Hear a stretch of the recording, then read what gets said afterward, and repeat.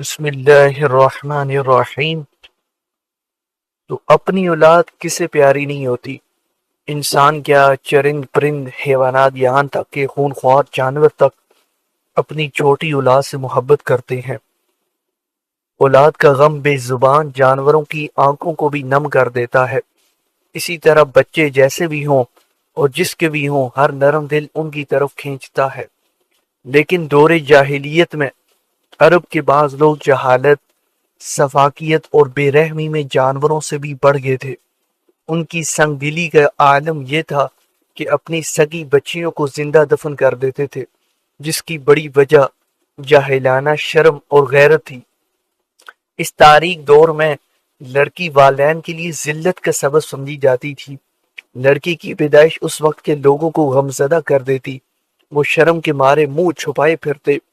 جب کچھ سجائی نہ دیتا تو اپنے ہاتھوں سگی بیٹیوں کو زندہ دفن کر کے سینہ تان کر اپنی شرمندگی کا خاتمہ کرتے۔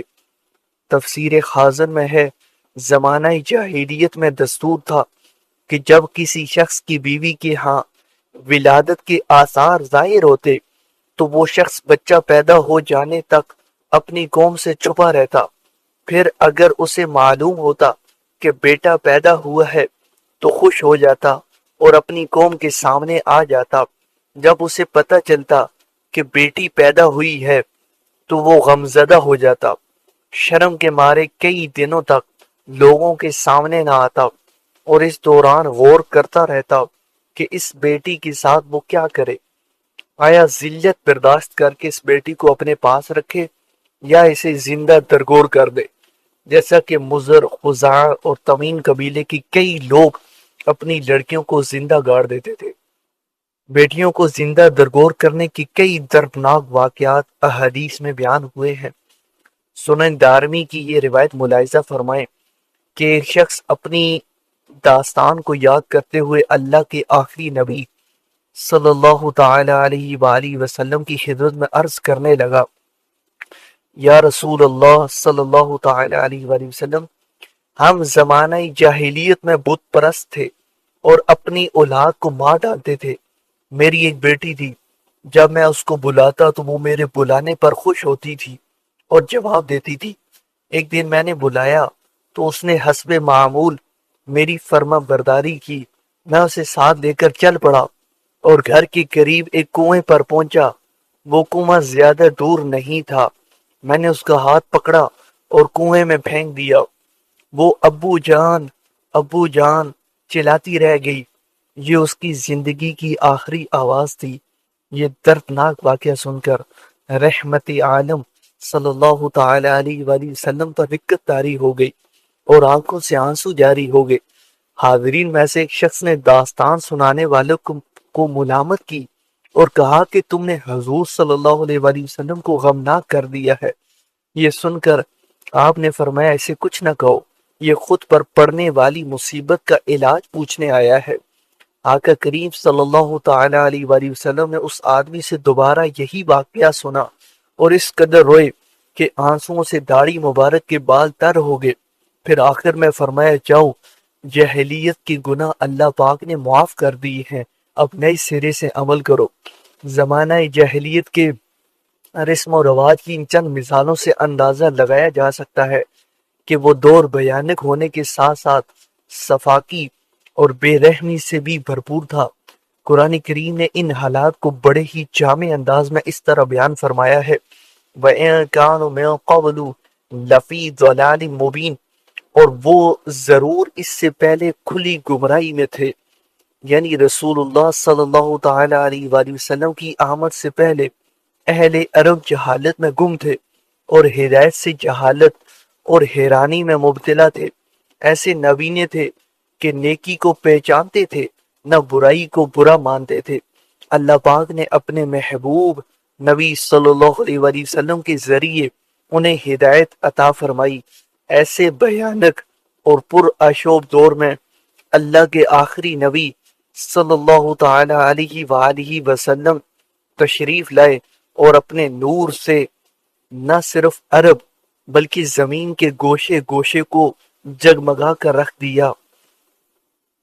تو اللہ پاک نے مصطفیٰ جان رحمت صلی اللہ تعالی علیہ وآلہ وسلم کو عربوں کے درمیان بھیجا اور جزیرہ عرب کے بیابان اور ویران صحرا کو دین اسلام کی پہلی تجربگاہ بنایا۔ پھر زمانے نے دیکھا کہ دین حنیف کے ان اولین محافظوں نے سر پر کفن باندھ کر دین اسلام کی ایسی آبیاری کی اور دنیا بھر میں ایسی اشاعت کی کہ آج بھی ان کی کامیابیوں اور کامرانیوں پر عقل عالم حیران ہے۔ اہل عرب علم سے بے بہرا یعنی خالی تھے۔ ان میں کئی طرح کی خرابیاں اور خامیاں موجود تھیں۔ ان کی اکثریت جہالت اور گمراہی میں غوطہ زن تھی، لیکن قدرت نے ان صحرا کے رہنے والوں کو اس دور میں بھی بعض ایسے اوصاف و کمالات سے نواز رکھا تھا کہ پوری دنیا میں ان کا کوئی ثانی نہ تھا۔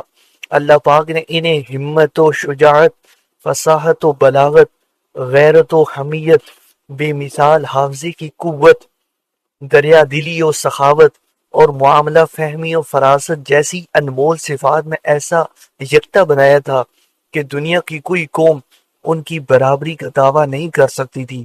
ان کی ہمت و شجاعت ضرب المثل تھی۔ اس کی مثالیں دی جاتی ویران صحراؤں اور ریگستانوں پر مشتمل ہونے کی وجہ سے ان کی معیشت کے ذرائع کافی کمزور تھے، لیکن جب وہ سخاوت پر آتے تو دریا بہا دیتے تھے۔ علم و شعور کی ان میں شدید کمی تھی، لیکن ان کی قوت حافظہ انتہائی غیر معمولی اور قابل رشک تھی۔ راہ ہدایت سے وہ کوسوں دور تھے، لیکن دیگر امور میں ان کی فہم و فراست اور ذہانت بے نظیر و بے مثال تھی۔ ان میں غدر، دھوکہ اور فریب عام تھا، لیکن جب وہ کسی سے وعدہ کر لیتے تو پورا کرنے کے لیے جان کی بازی لگا دیتے تھے۔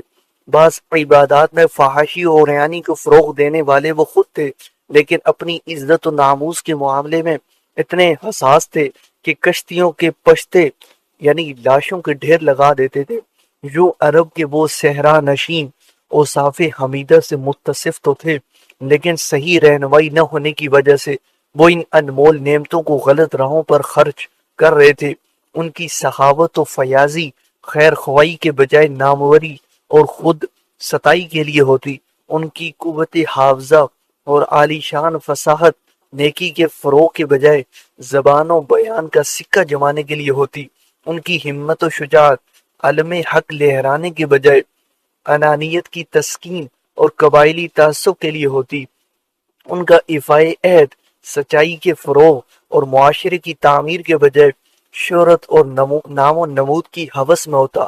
جو ان کی طبیعتوں میں صاف شفاف انسانی فطرت کے جلوے دکھائی دیتے۔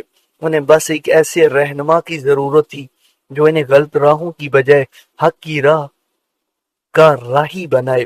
انہیں ایک ایسے مربی اور مصلح یعنی اصلاح کرنے والے کی ضرورت تھی جو ان کی خداداد صلاحیتوں کو جانچے اور پھر انہیں نکھار کر ٹھیک جگہ استعمال کرے۔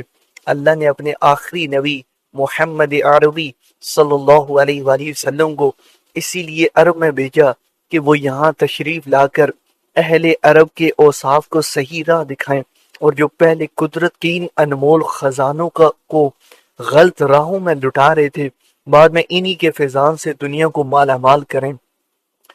عرب سرزمین کو اب اسلام کا اولین مرکز بنانے کی ایک وجہ یہ بھی تھی کہ آج سے تقریباً 1450 سال پہلے کی معلوم دنیا کے نقشے کو دیکھا جائے تو مکہ شریف و مدینہ پاک تقریباً نظر آتے ہیں۔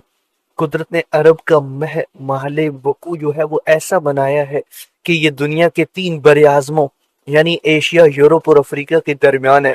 یوں ہر وہ تحریک اور آواز جو عرب سے پیدا ہو، ان تینوں بر اعظموں تک ان کا پہنچنا نسبتاً آسان و سہل ہے۔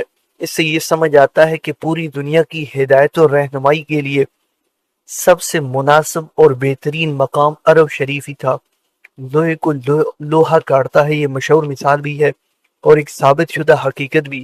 اس کا مطلب یہی ہے کہ کسی کو زیر کرنے کے لیے اسی جیسا طاقتور چاہیے ہوتا ہے۔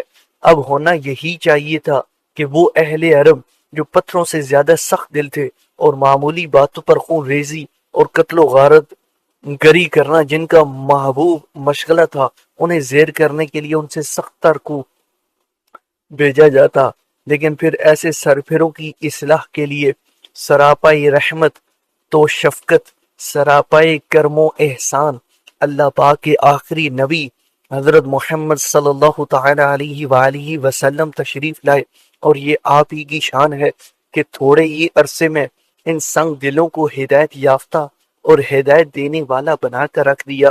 ایک وجہ یہ بھی ہو سکتی ہے کہ دنیا بھر کے لوگوں کی اصلاح کی کوششیں وہاں سے شروع کی جائیں جہاں سب سے زیادہ جہالت اور ظلمت کا راج ہے۔ اسی لیے وہ خطہ جو پوری دنیا میں سب سے زیادہ تاریک تھا، رشد و ہدایت کا سورج سب سے پہلے وہیں طلوع ہوا اور اسی سرزمین کو روشن کیا۔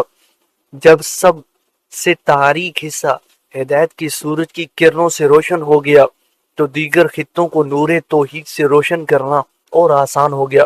اللہ پاک اس ہدایت کے سورج کی تابانی اور روشنی سے ہمارے دلوں کو بھی اجالا نصیب فرمائے، آمین بجاہ خاتم النبیین صلی اللہ تعالی علیہ وآلہ وسلم۔